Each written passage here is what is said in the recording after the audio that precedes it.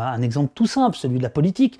La presse dominante ne s'intéresse qu'à la course de petits chevaux, elle ne s'intéresse qu'à la conquête du pouvoir, et quasiment pas à ce que l'on fait du pouvoir une fois qu'on est arrivé. Or, ce qui compte, c'est pourtant ça, c'est que font les hommes et les femmes politiques une fois qu'ils sont au pouvoir.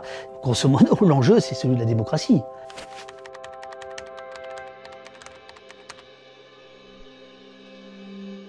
À l'état des médias en France, depuis une quarantaine d'années que je grenouille là-dedans, puisque j'ai commencé tout petit à faire une radio libre, n'a jamais été aussi déplorable. Par rapport à, par exemple, la créativité des années 80, par rapport à l'argent qu'il pouvait y avoir dans les années 90, on a vu un rétrécissement financier, etc. Donc il y a un problème économique, mais il y a surtout un problème de prise de parole. C'est-à-dire que grosso modo, pour ce qui est des médias dominants, tous racontent à peu près la même chose. À peu près la même chose. Au même moment, avec les mêmes témoins, les mêmes mots, même les mêmes tics de langage. Si on prend par exemple les papiers politiques, ils démarrent tous, quel que soit le journal, par une petite phrase qui se veut amusante, etc. Il y a une forme de mimétisme absolument incroyable. Et ce qu'Internet a apporté dans les années 90-2000 a mis du temps finalement à vraiment irriguer la société, c'est-à-dire que la plupart des gros journaux n'ont fait sur Internet qu'appliquer ce qu'ils faisaient jusqu'ici. Ils n'ont pas utilisé Internet comme un canal de création d'une nouvelle façon de raconter l'information, la société, etc.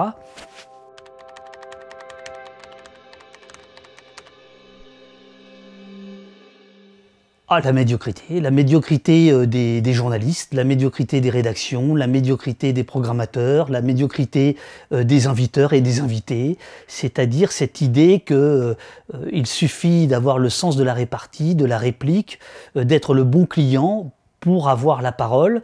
On parle rarement du travail des gens, mais simplement de commenter, c'est-à-dire c'est le règne du commentariat à tous les niveaux. Il n'y a quasiment pas d'investigation. Alors évidemment, il y a des cas exceptionnels, mais qui sont précisément exceptionnels. Il y a quasiment plus de reportages parce que c'est coûteux.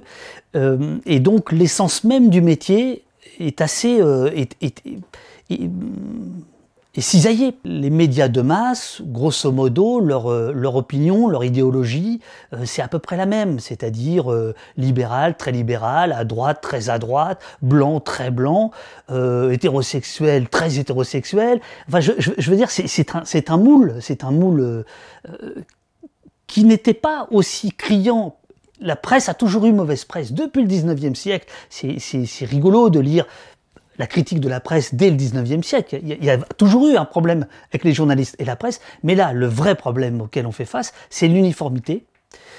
Alors qu'on nous vend une presse libre, on nous vend une presse concurrente, on nous vend une presse même concurrentielle. En réalité, pas du tout. Ce qu'elle reproduit du monde, ce qu'elle dit du monde, c'est à peu près la même chose du matin au soir, avec des variantes plus ou moins conservatrices, plus ou moins fascistes, plus ou moins de droite, plus ou moins progressistes, mais tout ça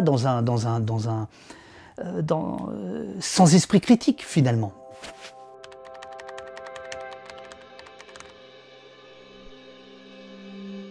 Pour moi, l'enjeu de la presse indépendante, c'est à la fois En fait, c'est l'enjeu de la production des contenus. Voilà. C'est-à-dire que le niveau économique permet tel ou tel travail de reportage, d'enquête.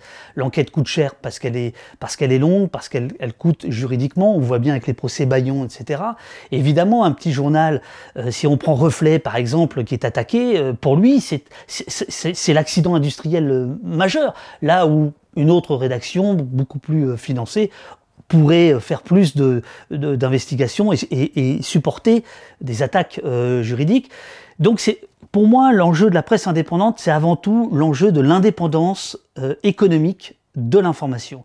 Ensuite, comme c'est souvent des gens qui viennent d'ailleurs ou qui viennent de la presse dominante mais qui sont en rupture, c'est aussi, mais ça arrive dans un deuxième temps, c'est aussi une façon de réfléchir à comment on fabrique l'information, qu'est-ce que l'on veut raconter, à quel moment on le fait, en étant plus ou moins inventif, créatif et se démarquer. Si la presse indépendante veut singer la presse dominante, ça n'a aucun intérêt. Je veux dire, c'est pas l'indépendance en tant que telle qui compte le plus, c'est ce qu'on en fait.